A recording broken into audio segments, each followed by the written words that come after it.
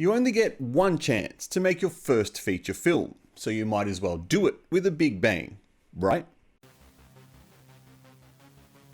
Canadian filmmaker Rob Jabbaz, with a few short films to his credit, one of which is featured in the background of this film, has made a name for himself in Taiwan. And now after this film, he will make a name of himself worldwide. Strap in, because this one is extreme.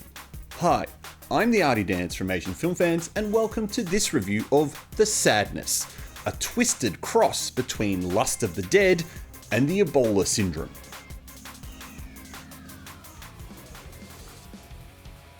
A virus has been slowly spreading throughout Taiwan that turns ordinary, normal people into sadomasochistic, soulless beings. Unlike zombies, they still have cognitive thought, even if those thoughts are solely about sex and killing. A young couple, Kat and Jim, must attempt to survive the ensuing rapid breakout of the virus and reunite to safety.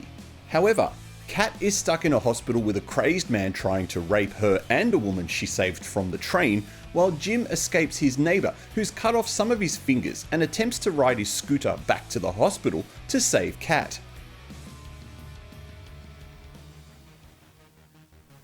It's been a while since I've seen a proper Asian gore film, not counting any of the Japanese splatter films that trade in the serious for the silly. You'll need a strong stomach to watch this film, no doubt about it. This isn't silly Japanese gore fountains. This is more graphic, like the restaurant scene in Ebola syndrome, only much, much worse. If Japanese film Lust of the Dead put you off with its themes, and you avoid the gory and cruel Cat 3 movies of the late 80s and early 90s, then this isn't the movie for you. But if you like those films, this could be right down your alley. I say could, because this film doesn't hold back. As if to spare the audience from the carnage they're about to endure, the first 10 minutes are just unexciting establishing shots. We get an insight into the virus with Jim watching a YouTube video, and some nice foreshadowing of beer consumption when the shot of an open fridge lingers on the Tsingtao cans for far too long. There's even a nice casual chat with the neighbour who reappears 10 minutes later in a kind of "how did you get there" moment. The first bit of gore you see can easily be forgiven as just a graphic car accident.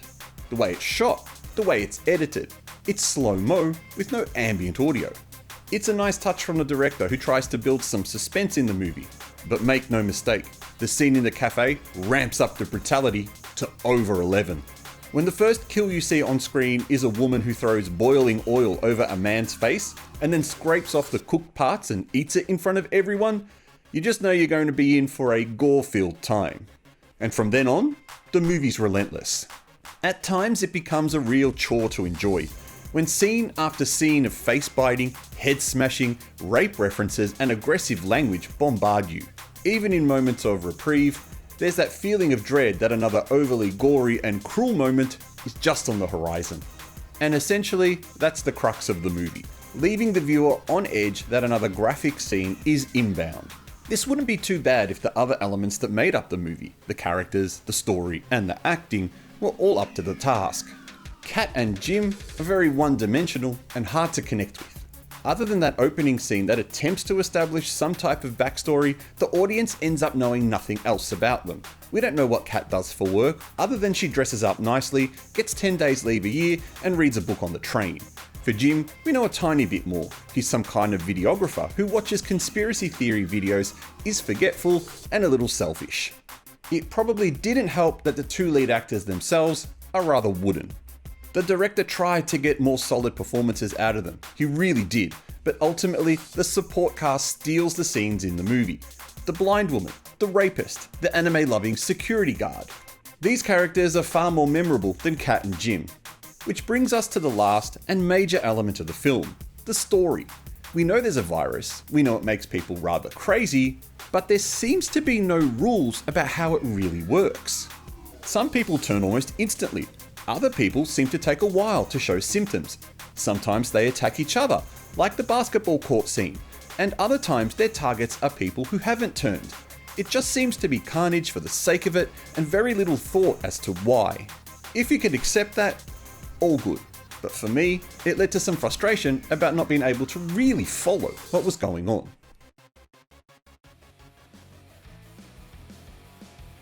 I went into this movie very excited to watch it. The hype, the mystique, and its long run on festival circuits built up that excitement. I'm glad I watched it, but it's not a film I'm going to rush to watch again, and probably not a film I'd recommend to anyone but the most extreme gore lover.